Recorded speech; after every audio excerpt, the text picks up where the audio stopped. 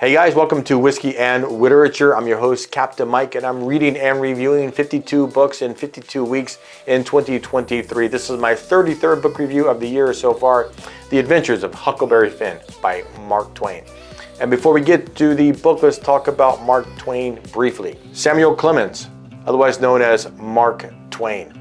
He was an American author, humorist, novelist. Born in 1835, he died in 1910. He had various jobs throughout his life. He worked as a typesetter for a while, and maybe important for this book, he was a riverboat pilot on the Mississippi for a while. He has been referred to as the greatest American humorist, and having read some quotes attributed to him and some of his works, I can believe it. Okay, on to the specs and the stats of The Adventures of Huckleberry Finn. It was first published in the UK in 1884, and then in the following year in the United States in 1885, which I find that kind of odd for this classic American novel. And if you know why it was published in the UK first and then the United States, let us know in the comments below, because honestly, I don't know. It is a direct sequel to The Adventures of Tom Sawyer, which I have read, and it's not really essential to read that first, but if you want to, give it a go. This is one of the books that I owned prior to committing to this challenge for this year, so I didn't have to go buy this book, which was great. I have this beautiful copy here given to me by my lovely wife, and I'll be honest with you, I didn't turn one page of this book because I listened to this entirely on Audible, which was read by Elijah Wood for 10 hours and 10 minutes long. Okay, on to the style of the book. Huckleberry Finn is a Bildungsroman, and the fact that Huckleberry Finn, he grows and he matures during this novel. And even though a lot of time doesn't pass, it's not like he gets a lot older in the book. You know, through the experiences he has, especially wrestling with his conscience about helping and freeing and not turning in Jim, and dealing with his father and everything else, he definitely grows and matures through these experiences. This is told in a first-person format, as Huck Finn is relating the story to us, and it's in vernacular English, slang and accents, if you will. And it's told kind of in an interesting format where Huck Finn actually talks to the reader, which, you know, breaking the fourth wall, if you will, which I kind of find odd for this style of book, but it was done really well in Huck Finn. Mark Twain was very clear that this is a book for an adult, and I agree. So unless you have a bowdlerized version of it, kind of like this great classics version, let's see, here, get the shine off of it.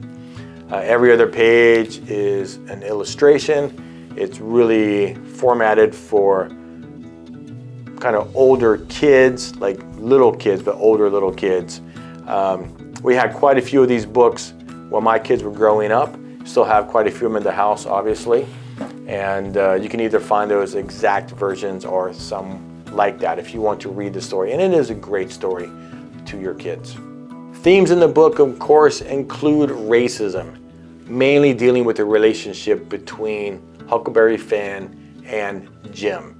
Though there are various other black characters throughout the novel and others who are interacting with Jim. And also identity, like what does it mean to be free versus a slave? All right, characters real quick. And for me, only two characters matter in this entire book: Huckleberry Finn and Jim. And of course, Tom Sawyer, the king and the duke. Everyone else is, I think, is just kind of bit players. They're kind of in and out. Tom Sawyer was he was there at the beginning and there towards the end, and but he was obviously a very big part of the story, and the king and duke were in there for a very long time. So Huck Finn is living under the care of Widow Douglas and kept in check as best she can by Miss Watson. And of course, he's chafing under the rules that they impose upon him. And Jim, he is one of the Widow Douglas's slaves. And that's the only character talking we're going to do about this whole book. And let's just get into the plot and talk about it briefly. And to start it off, I'm going to read the first line of the book. You don't know about me without you have read a book by the name of The Adventures of Tom Sawyer. But that ain't no matter. I think that's a really nice start to the novel. And I've been trying to pay attention more and more as I'm reading these classics and even just other books that I'm reading. I'm trying to pay more attention to the very first line of each book that I'm reading. It really does set a nice tone for the rest of the book. Okay, so if you have read Tom Sawyer, you know that Huckleberry Finn came into some money and he's been living under the care of the widow Douglas. And his alcoholic father, who's basically just absent from his life, catches word that his son has some money, and he comes into town and tries and get that money from Huckleberry Finn. This fails, and so instead he kidnaps Huckleberry Finn and takes him off into the woods. Huckleberry, of course, doesn't like to be locked up. Who would be? So he escapes. He fakes his own death and starts floating down the Mississippi River until he is reunited with Widow Douglas's slave, Jim. So they devise a plan to float all the way down the Mississippi, and that is basically all the plot that I'm going to talk about of the book. And so now let's talk about how I feel about the book. What are my thoughts about Huckleberry Finn? First of all, I straight up enjoyed reading this book. It was fun, it moved right along, and except for a couple of the story arcs, I felt like the King and the Duke, it was just kept going and going and going. That was maybe a bit much for me. And right at the end, where Huckleberry Finn and Tom Sawyer are freeing Jim, I felt like those two scenes I could have maybe used a little less of. But other than that, it was a pleasure to read this book. Having said that, I do understand the controversy that surrounds it and the reason that some people might want to or might have actually banned The Adventures of Huckleberry Finn. Again, I listened to this on Audible, and I was telling a coworker that Elijah Wood read this book, and he was like, hey, I want to hear some of him reading it. So I turned my Audible on, I turned the speaker on, turned it way up because it was kind of loud where we were at so he could hear it. And almost the very first word was a racial slur. And so I quickly, turned it off and, apologized. And there was no problem with my coworker, but it could have been. And to be honest with you, quite a few of the books that I'm reading this year, these classics, they have that same racial slur, the N-word, in it, though none to the degree with which it's used in The Adventures of Huckleberry Finn, not even in the Faulkner. So if you are sensitive to that, if you don't want to read it, then definitely Huckleberry Finn is not a book for you. I'll say that in the Faulkner book, it maybe was more of a slur, whereas, it was used as really as a slur, and I felt like in the Faulkner more than Huckleberry Finn, certainly between when it was coming out of Huckleberry Finn's mouth. But you have to read it yourself, and you can be the judge of that. Maybe I shouldn't have even. Man, it's such a topic. It's such a hard thing in today's culture, I think. So, it's very clear to me. It's just a word I don't use. There's no question about that. But I don't really have a problem reading it in this context. Okay, so I read Beloved by Toni Morrison this year, and that really deals with slavery and the aftermath of slavery. And I think it's in similitude to America's struggle with slavery and the emancipation afterwards. And in the same way, kind of, Huckleberry Finn is locked up in this book by his father. He's kept, he can't get away. He's made to do stuff. And afterwards, he escapes. And then he wrestles with his conscience about not turning Jim in or continuing to help Jim be free and escape. And I think that, remember, this was written less than 20 years after the Emancipation Proclamation. So maybe that's a stretch in comparing those two, and they're certainly very, very different books. And Man, I hope no one takes anything what I just said the wrong way, but maybe that is a stretch, but maybe you can see a path to that in some way. So let me know, I mean, what do you think about that? Like, do you think this is just a fun read that Mark Twain wrote, or do you think that he was trying to tell us something? If you could just read it and say, hey, it was a fun read, or hey, maybe there's some similitude in there between his captivity and then his freedom and then his wrestling with his consciousness about Jim, and compare that to America, post Emancipation Proclamation. Maybe that's a stretch. I don't know. Okay, that's all I'm going to say on that one. And again, like I said earlier, Twain did say this is not a kid's book. It was written for adults, and he didn't quite understand, from what I read, like why people would be trying to push this onto kids.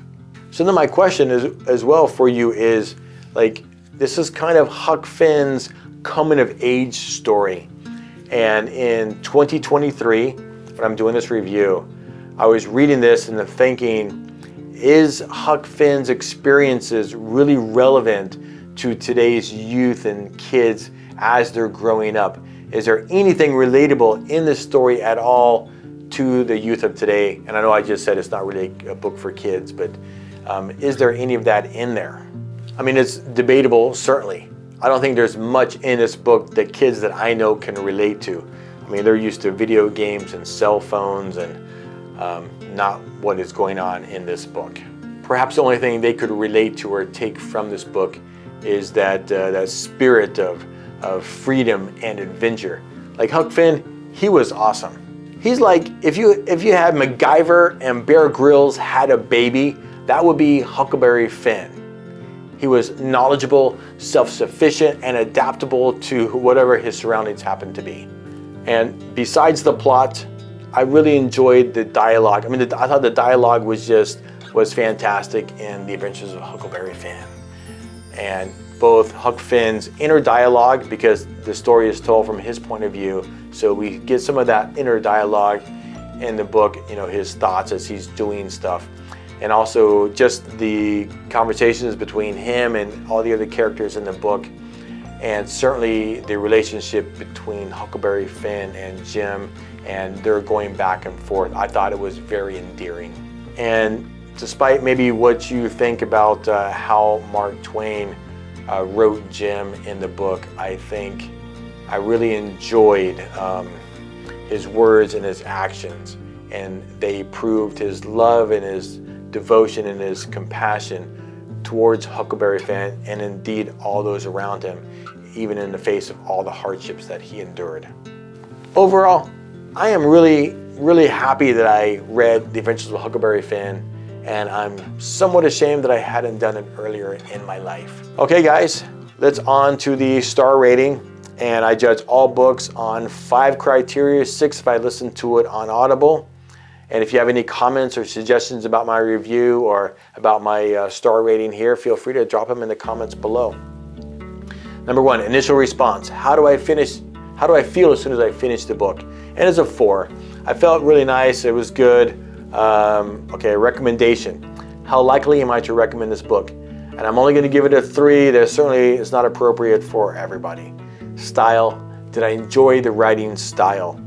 I gave it a 4. I don't always enjoy when characters in movies and in books talk to the reader or the viewers, but I think it was really well done here in Huck Finn.